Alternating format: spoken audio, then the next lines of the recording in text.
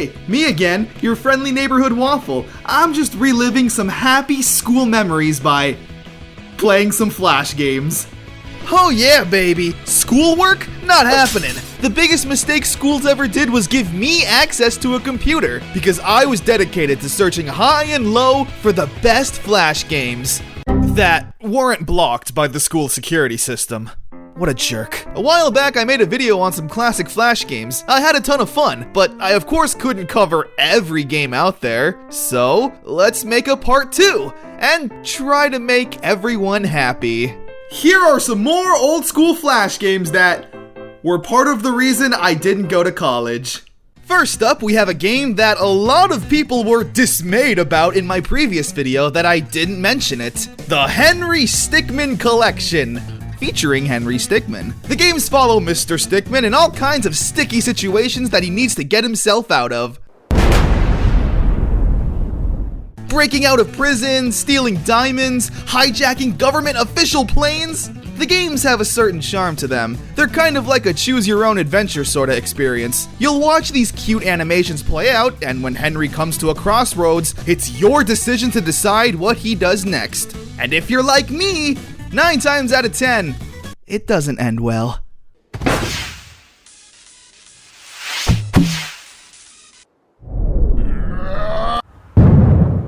I'll be honest, I'm usually not a big fan of these sorts of games. Just clicking scenarios and watching them play out, nah.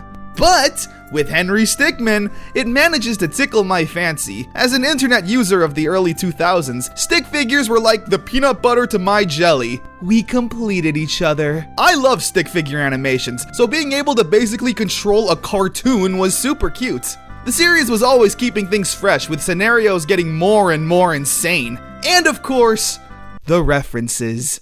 Take that! What is this? It's evidence. References everywhere that'll make anyone crack a smile. Again, these games had multiple endings with even more branching paths and options. You could go so deep down a rabbit hole only to end up with the bad ending. Like, dang it! There's like 4 of these games, and I don't even view them as games anymore. I view them as cinematic masterpieces.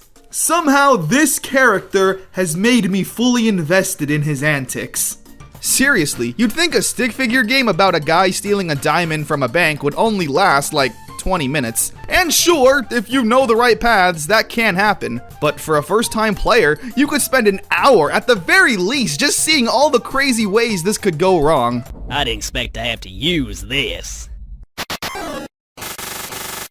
Nice! Let me take you back to when I was in high school. Me and my friends were pretty close with the computer tech worker guy. So we had him unblock basically every website for us. And as nerds, we simply used that power to play video games. Some of which the school would probably find to be a little violent.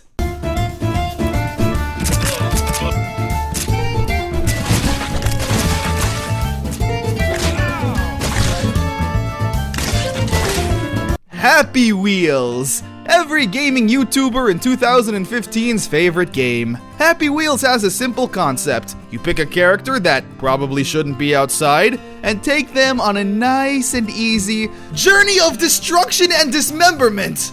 Oh my gosh, I'm so sorry! Not really though, because it was hilarious. Yeah, I know, the game is immature. You're always just trying to absolutely ruin these people's day. Like, why would this person ever take this route anywhere? Oh, goodness. You okay, buddy? You need me to call the fire department? Whoa! You'll be fine, bud. As you can see, I don't exactly have a 3-page book report describing the deep intricacies of the game. You watch people get in horrible accidents that you purposefully caused for your own sick enjoyment. Happy Wheels is one of those therapy kind of games. No point, no depth, no morals, but you boot it up every now and then just to feel good. You know what I mean? Like, man, I'm having such a bad day. But it could be worse. Could be that guy. The Sonic fanbase is one of the most dedicated fan bases I've ever seen. When they make fan games, they go all out. They give it polish, love, and care. And a personal favorite of mine has always been the Sonic RPG Flash games. For one simple reason, they always make it the most anime thing ever. Even your speed begins to betray you. Do you see what I mean? That's amazing! At the core, these games are pretty simple. They're turn-based RPGs with attacks, spells, items, special moves, etc. If you're a fan of these kind of games, then they'll serve you well. But like I mentioned before, these games really shine in their presentation. Every single one that I've played had this insane over-the-top anime presentation. Sonic going Super Saiyan while hard rock plays in the background.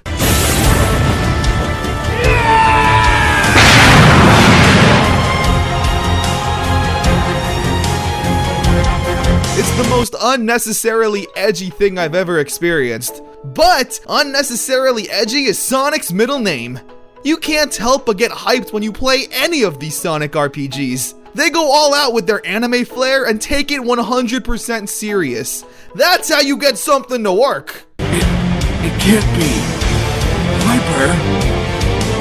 Yes, everything about this is yes. Alright, now here's something I think may be a little obscure.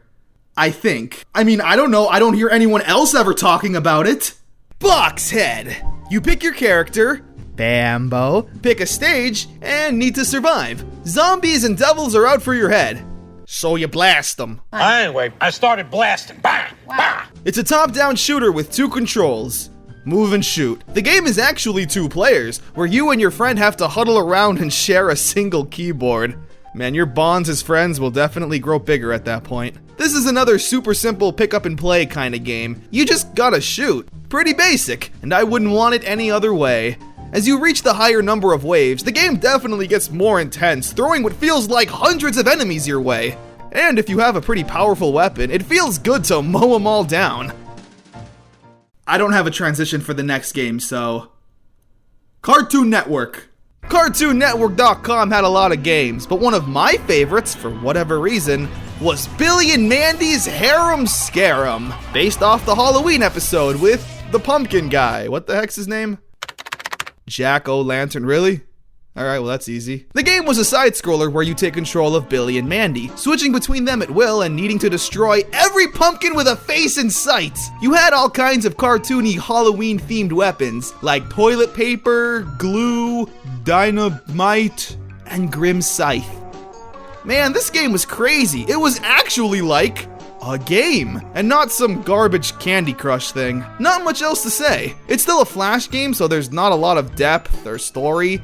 Every stage shares the same background and atmosphere. The layout's just a little different, but whatever. Billy and Mandy's Harem Scaram is awesome possum. And those were some more Flash games I played as a youth. Are there some that I missed again? If so, please let me know. As a matter of fact, I know I missed a lot of games. The internet is huge! I'm sorry. Until then, I'll just be sitting here on CartoonNetwork.com ignoring all of those college emails. Nerds.